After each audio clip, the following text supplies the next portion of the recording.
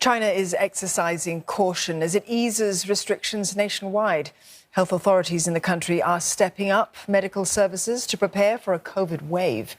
Now, among the measures, China will boost ICU capacity and take additional measures to safeguard the health of the elderly population, which has a lower rate of vaccination. The announcement comes amid growing concerns of a spike in cases. More than 16,000 cases have been detected in the country over the past 24 hours, a dip from yesterday, which saw more than 21,000 infections. Residents in several Chinese cities are cautiously welcoming the gradual step back from strict restrictions. There are reports of residents in Wuhan, the original epicenter of the outbreak, stocking up on cold medicine. Some businesses also say there's been a decline in customers following Wednesday's announcement. 封闭有封闭的好，放开有放开的好吧。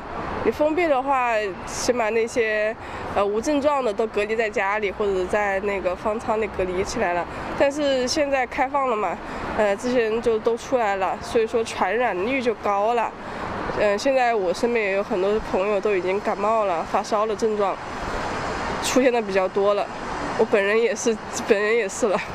这个其实还是有些担心的。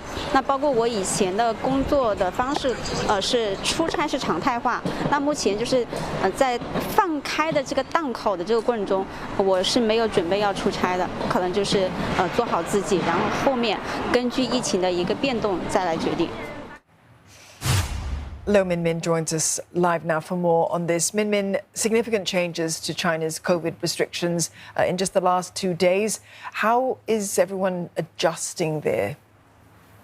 Well, the last couple of days have been a period of intense changes for many people. Some people found themselves abruptly out of a lockdown. We are seeing workers tearing down those old COVID-19 posters and dismantling those health QR code scanning stations. Others are finding themselves infected with COVID-19, something they didn't have to seriously worry about for the past couple of years. And so on the streets in some places, we are seeing crowd levels that are smaller than usual. Some people afraid to go out, and there's a certain level of panic buying going on. People snapping up antiviral drugs, fever medicines and painkillers. These are all out of stock in both online and offline stores. And so the government is urging people not to hoard these drugs, saying that there is sufficient supply available and vowing to crack down on price gouging. The government also said that all localities shouldn't be dismantling those COVID-19 swab testing booths.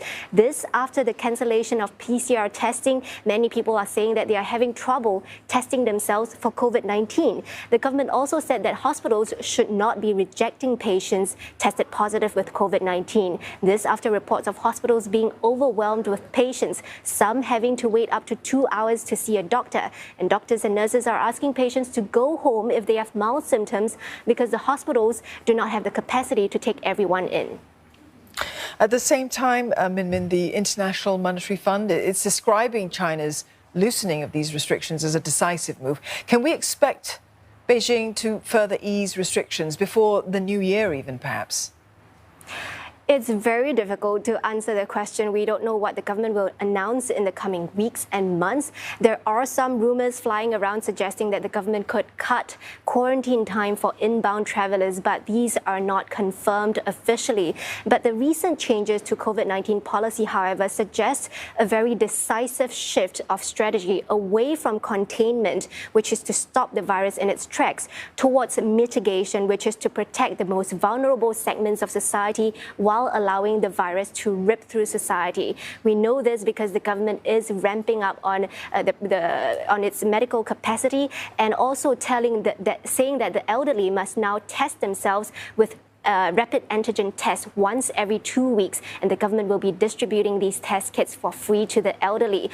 The government is giving it up till December for all tertiary hospitals to make sure that they have 4% of beds in their ICU wards and an additional 4% of beds that could be easily converted into additional ICU beds when necessary.